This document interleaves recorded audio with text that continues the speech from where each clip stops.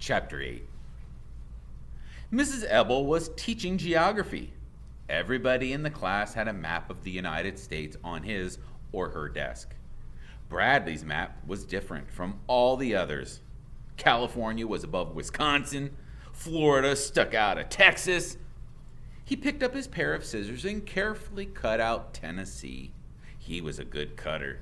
The edge of his scissors never left the black line. He wondered what was happening to Jeff. He knew he was in the counselor's office. He imagined she was doing all kinds of horrible things to him.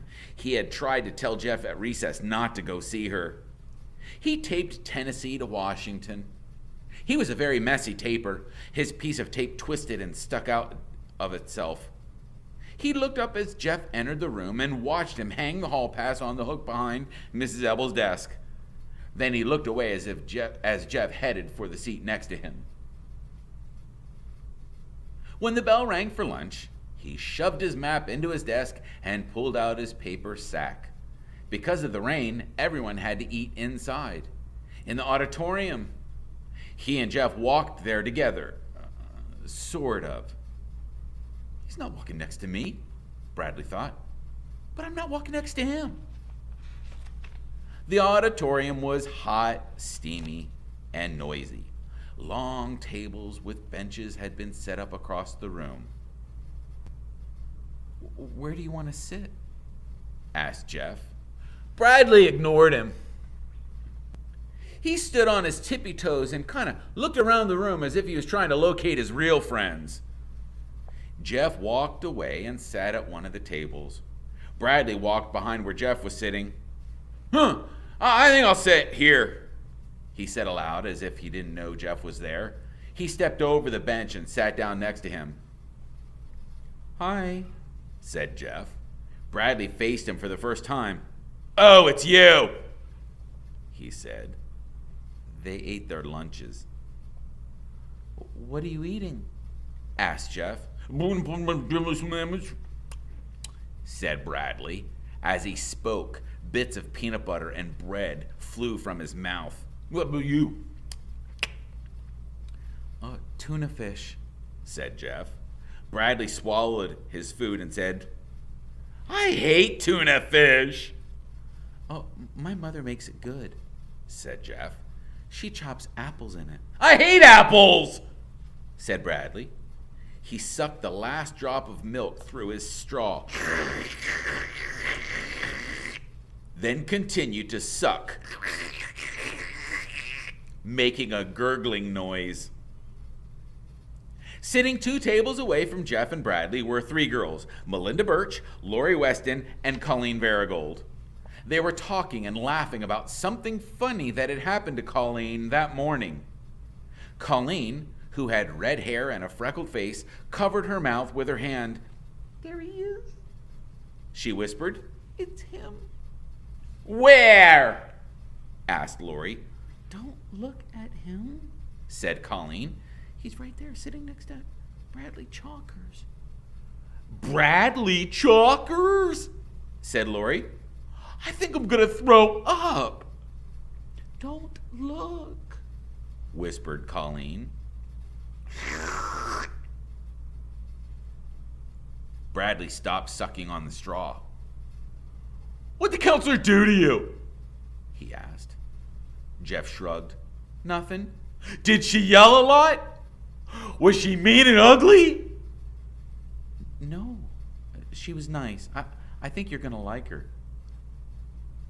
"Me?" asked Bradley. "I'm not going to go see her. I didn't do anything wrong." "She's good at helping you solve your problems," said Jeff. "I don't have any problems," said Bradley. He bit ferociously into his red, delicious apple. "Hey, I thought you hated apples," said Jeff. Bradley shoved the apple back inside his paper sack. "It wasn't an apple. It was a banana." Jeff's face suddenly changed color. First white, then bright red. "Oh, I think he sees you," said Melinda. Lori laughed. "Nah." Colleen blushed. "Come on," said Lori. Let's go talk to him. She stood up.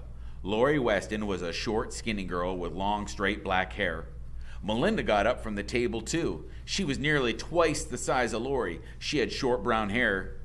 Don't go, pleaded Colleen. What's the matter? Asked Bradley. Nothing, said Jeff.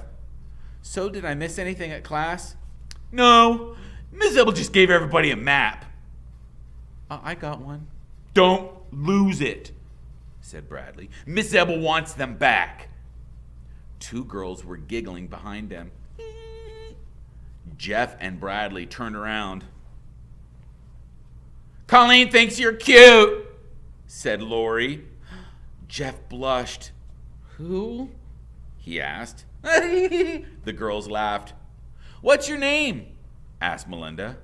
Jeff blushed again. Colleen wants to know, said Lori, and then she and Melinda laughed again. He doesn't have a name, said Bradley, coming to Jeff's rescue. He hated Lori. She had the biggest mouth in the whole school. She was always laughing, too. He could hear her laugh from one end of the school to the other. Ew. Bradley, chalkers, said Lori, holding her nose. Lori Loudmouth! Well, we weren't talking to you, Bradley, said Melinda. Get out of here, or else I'll punch your face in, he replied. You wouldn't hit a girl, said Melinda. Yeah, that's what you think. He shook his fists. Melinda and Lori backed away. We only wanted to know his name, said Melinda. And what he was doing inside the girls' bathroom, screeched Lori. The two girls laughed and ran back to Colleen. Bradley slowly turned and looked at Jeff, amazed. Jeff sat with his head on the table and his hands and his arms over his head. You went into the girls' bathroom? Bradley asked. So what? Said Jeff from under his elbow. Carla said. Me too! Declared Bradley. I go in all the time. I like to make them scream. He smiled at Jeff.